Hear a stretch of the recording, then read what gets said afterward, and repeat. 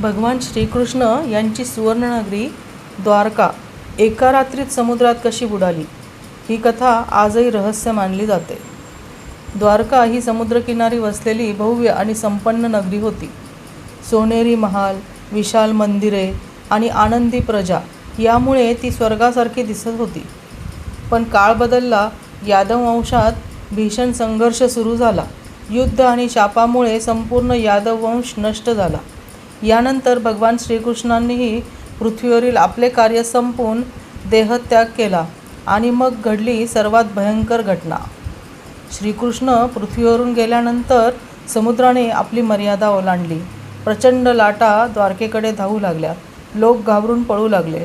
काही क्षणातच सोनेरी महाल, मंदिरे आणि संपूर्ण नगरी समुद्राच्या पाण्यात बुडून गेली. असे म्हणतात की आजही द्वारकेचे अवशेष समुद्राखाली आहेत आणि ते श्रीकृष्णाच्या दिव्य नगरीची साक्ष देतात.